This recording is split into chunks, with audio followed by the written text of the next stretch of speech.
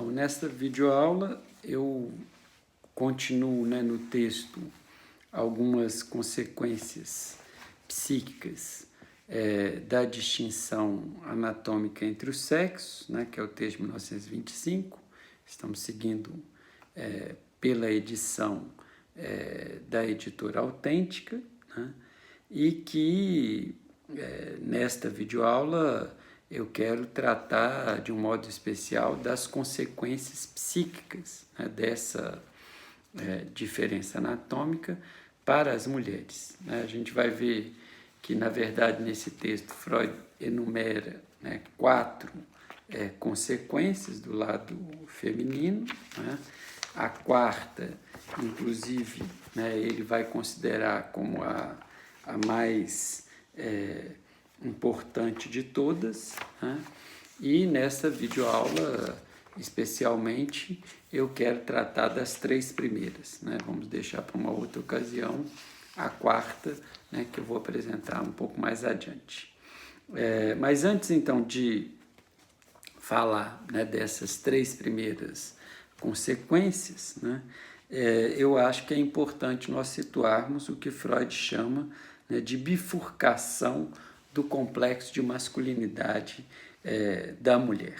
Então, Freud usa, após falar de inveja do pênis, ele vai falar, no que concerne as mulheres, de complexo de masculinidade. E Freud, então, vai introduzir esse complexo de masculinidade, destacando que o julgamento e a decisão que marcam a menina, em contraponto, a meu ver, a equivocidade e o temor frente à ameaça de castração concernente aos meninos, que existe, então, do lado das meninas, um julgamento e uma decisão. Referindo-se ao pênis, mas que, tanto nesse contexto da inveja, quanto no da ameaça para o menino, da inveja para a menina e da ameaça para o menino, já é abordado como falo. Freud, em 1925, sustenta que a menina o viu, sabe que não o tem e quer tê-lo. Página 264, 11º parágrafo. Então, ou seja, é isso que Freud chama de julgamento e de decisão, que vai aparecer do lado da menina e que do lado do menino aparece mais a equivocidade e a ameaça, e o medo, em função da ameaça de castração. Então, a menina se apresentaria dessa forma, quer dizer, ela não está ali sujeita a tanta ameaça de castração, ela viu que existe o falo, ela atribui a isso uma maior satisfação, ela sabe que não o tem e ela quer tê-lo. Porém, o que eu considero importante lembrar é que, para Freud, essa diferença concernente à menina não faz com que ela dissipe a obscuridade que é própria à sexualidade feminina, porque essa diferença passa a ser abordada como o que Freud chama de o complexo de masculinidade da mulher. Página 265, 12º parágrafo. Então, a gente vê que se essa decisão de querer ter o falo, e porque, inclusive, se sabe que não o tem, isso que seria muito próprio da menina, Freud também chama de complexo de masculinidade da mulher. Então, temos aí uma tensão aí que mostra o quanto que, de fato, há uma obscuridade concernente à sexualidade feminina. Por sua vez, no 13º parágrafo desse texto, na página 264, Freud vai situar esse complexo de masculinidade da mulher como uma formação reativa. Esse termo, formação reativa, designa, né, conceitualmente, nos textos de Freud, aquilo que se opõe, aquilo que reage, né, contra, por exemplo, um desejo recalcado e que inconscientemente é investido. Né? Então, como pensar isso? As exigências, né, frente às exigências pulsionais específicas da feminilidade, né, quer dizer, então há algo no corpo feminino que pulsionalmente, né, exige, né, uma resposta como feminino, né, que as mulheres podem, né, reagir a essas exigências pulsionais falicamente, isso é, com recursos encontrados mais do lado masculino. Né? Por quê? Porque as mulheres, né, tanto quanto os homens, né, desconhecem, né, o que se passa no âmbito da sua própria sexualidade. Né? Então, como há um desconhecido ali do corpo feminino, né, é melhor, fica ali como uma formação reativa a esse desconhecido, né, essa opção pelo que Freud chamou de complexo de masculinidade na mulher. Né? Então, em outras palavras, mesmo sendo da mulher, né, esse complexo de masculinidade é ainda, a meu ver, marcado por uma perspectiva masculina fálica da sexualidade. Por isso, a seu modo, Freud, nesse texto de 1925, sustenta que quanto a esse complexo de masculinidade, abre aspas, caso a mulher não consiga logo superá-lo, ela terá dificuldades quanto à feminilidade. Então, ou seja, a permanência desse complexo de masculinidade torna, né, a feminilidade algo mais difícil, né, de acesso para as próprias mulheres. Assim, eu diria que essa diferença apresentada pela menina, né, não faz dela propriamente uma mulher, mesmo quando ela já se coloca como mulher quanto à sua sexualidade, no âmbito sociocultural. Por sua vez, o complexo de masculinidade da mulher se bifurca da seguinte forma. Então, primeiro, nós temos o que Freud chama de uma manutenção em épocas tardias, ou seja, não apenas na infância, da esperança de algum dia ter um pênis e assim igualar-se ao homem, dando lugar a atos estranhos, incompreensíveis. Essa passagem vocês vão encontrar na página 265, 12º parágrafo. Né? Então, uma primeira bifurcação seria isso, né?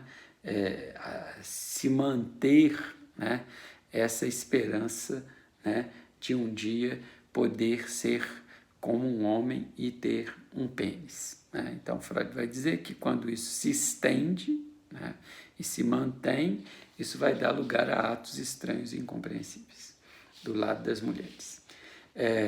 O segundo elemento, né, dentro dessa bifurcação do complexo de masculinidade é a ingressão no processo de recusa. Né? E Freud aqui volta a usar o termo Verleumdung, né, agora no contexto, né, da sexualidade feminina, e não, como a gente tinha visto antes, da sexualidade masculina.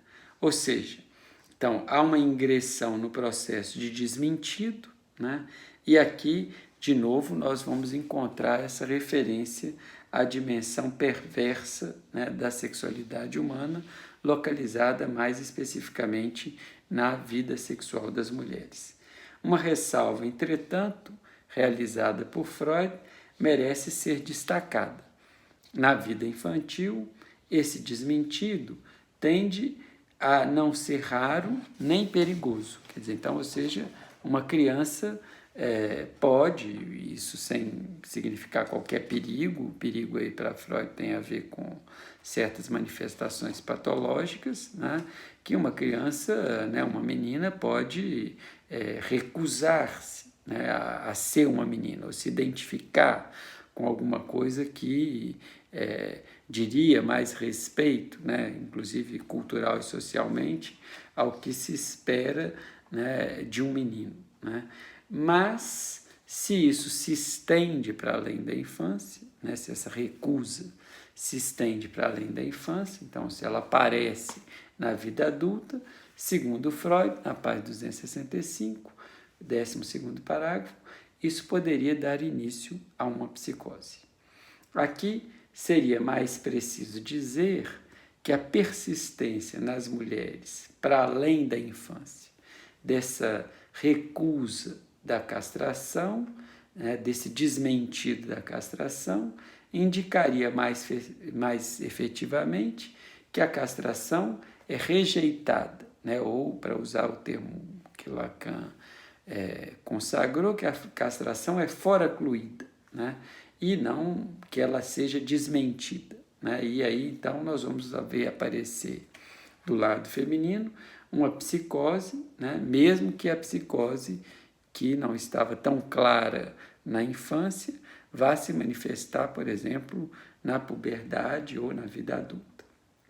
Então, nesse contexto de ingressão no desmentido, ou mais especificamente, né, de ingressão no desmentido, porque o fundamento é uma foraclusão da castração, segundo Freud, né, página 265, 12º parágrafo, abre aspas, a menina se recusa a aceitar o fato de sua castração. Reforça a convicção de que sim, possui um pênis e é obrigada a conduzir-se na sequência como se fosse um homem. Fecha aspas, fim de citação. Nessa expressão, como se fosse um homem, né, localiza o Freud demarcando, né, nesse texto, na página 265, 12º parágrafo, uma das vertentes possíveis para que a gente possa localizar, né, o que eu proponho discutir, né, mais tarde, né, como o que eu chamei, né, no programa da nossa disciplina de o enigma trans. Não vou tratar disso agora, mas nós vamos ter ocasião de trabalhar isso bem mais adiante, né? Então, depois de falar dessa bifurcação, né, do complexo de masculinidade nas mulheres, né? Então, as mulheres permaneceriam como fálicas, né? Mesmo na vida adulta, né? Que é a primeira, o primeiro lado aí da bifurcação, né? Ou elas ingressariam num processo, né, muito radical ou não, né, de desmentido da castração, que quando ele se estende, né, para a fase adulta, nós vamos encontrar alguma coisa aí, né, que Freud vai localizar mais do lado da psicose. No primeiro caso, então, não seria a psicose. O segundo caso, né, mesmo que mais localizado, mais circunscrito na infância, isso não necessariamente vai ser uma psicose, mas quando isso continua, né, para além da vida adulta, nós poderemos encontrar uma psicose. Então, a partir, né, dessa menção à bifurcação, Freud começa a enumerar, né, as consequências psíquicas da diferença anatômica entre os sexos para as mulheres. E a primeira consequência psíquica, né, ele vai começar a apresentar no 13º parágrafo desse texto, na página 265. Né? Então, se, ao contrário de querer ter o falo como os homens, há pelas mulheres, segundo Freud, abre aspas, um reconhecimento de sua ferida narcísica, né? Quer dizer, então, de que o corpo delas seria, de fato, um corpo mutilado, né? Então, por isso que Freud fala de ferida narcísica, né? Então, se elas reconhecem seus corpos, né, uma dificuldade de o corpo feminino formar, né, uma imagem, ser um corpo que pode ser investido narcisicamente, né, estabelece, segundo Freud, abre aspas, na mulher, de certa forma, como cicatriz, de certo modo, melhor dizendo, como cicatriz, um sentimento de inferioridade. Então, página 265, a primeira consequência psíquica seria esse sentimento de inferioridade. Portanto, como uma primeira consequência psíquica, no lugar da ferida narcísica impingida pela castração, teríamos a cicatriz que Freud chama de sentimento de inferioridade. Aqui também, mesmo sendo uma consequência para as mulheres da diferença encontrada nos seus corpos, o sentimento de inferioridade não vai localizar, né, as mulheres propriamente como mulheres. Ou seja, Freud vai situar o sentimento de inferioridade, né, sem sustentar que essa inferioridade das mulheres, né, seja de fato, né, algo que existe, né, frente aos homens, né? Então ele vai mostrar que de novo, né, quer dizer, uma mulher se sentindo inferior porque ela toma, né, como referência os homens. Ao contrário, né, ele vai dizer, então ele não vai sustentar que existe a inferioridade das mulheres, ele vai dizer que isso é uma consequência psíquica, né, quer dizer, ele não está recomendando, ele não está dizendo que as mulheres são inferiores, mas que elas se tomam, né, como inferiores. E Freud chega mesmo a dizer, né, que o reconhecimento da castração sob a forma de sentimento de inferioridade faz com que uma mulher passe, né, e aqui estou citando, abre aspas, a compartilhar o menosprezo do homem pelo sexo reduzido num ponto decisivo. Fecha aspas. Isto é, qual é esse ponto decisivo? Pelo sexo reduzido ao falo. E mesmo nesse julgamento negativo, né, tomando-se como inferiores aos homens, né, as mulheres insistiriam em uma, abre aspas, igualdade com os homens, porque, tanto quanto os homens, elas desprezariam o sexo feminino, considerando inferior. Né? Então, mesmo que o sentimento de inferioridade seja uma consequência psíquica do lado feminino da diferença anatômica entre os sexos, né? Esse sentimento de inferioridade às mulheres, lhe diz respeito, né, a essa reação, né, que as mulheres têm quando veem o próprio corpo, né, com o mesmo olhar que os homens têm, né, em relação ao corpo feminino, né, no sentido aí de tomar esse corpo como um corpo mutilado, como um corpo castrado, como um corpo onde haveria menos, né, em termos de satisfação. A segunda consequência psíquica nas mulheres da diferença anatômica entre os sexos, Freud vai localizar no ciúme. Né? No ciúme, embora haja renúncia do próprio objeto da inveja do pênis, pois o ciúme não tem como objeto, no caso das mulheres, propriamente o falo, né? Então o falo continua, segundo Freud, abre aspas, vivo no traço característico do ciúme com um leve deslocamento. Fecha aspas, o 14º parágrafo, página 266. Freud vai evocar, então, nesse contexto, um outro escrito seu, chamado Bate-se numa Criança, no qual Freud trata, né, de uma fantasia que tem uma certa frequência, segundo ele, nas meninas, pelo menos nas que ele analisou, de verem uma criança com a qual elas se rivalizam, né, sofreu uma surra, né, e que essa fantasia, né, de uma criança poder ser surrada, né, e uma menina ter ali essa fantasia, segundo Freud, né, que estou citando, uma relíquia, né, do período fálico. E a peculiar rigidez, a monotonia, né, com a qual essa fantasia insiste, né, então, tipo, uma criança espancada ou bate-se numa criança, né, faz com que Freud sustente que o que é batido, né, primordialmente, é o clitóris, porque nesse texto Freud vai mostrar o quanto que antes, né, da construção dessa fantasia, o que a gente teria, né, era algo da satisfação autoerótica, né, que essa criança então seria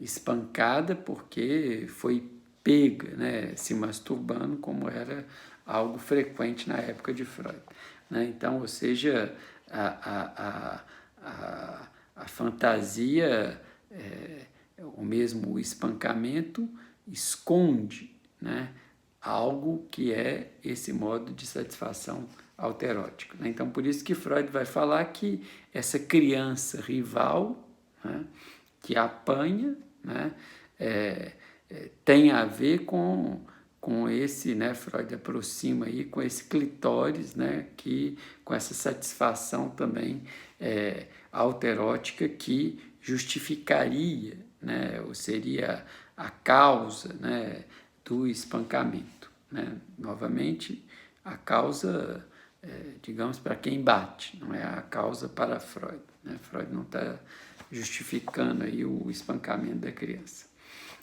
Assim, mesmo que o ciúme feminino não tenha como objeto, diretamente falando, o falo, né, em uma posição fálica, né, devemos lembrar que a outra da qual uma mulher tem ciúme aparece, né?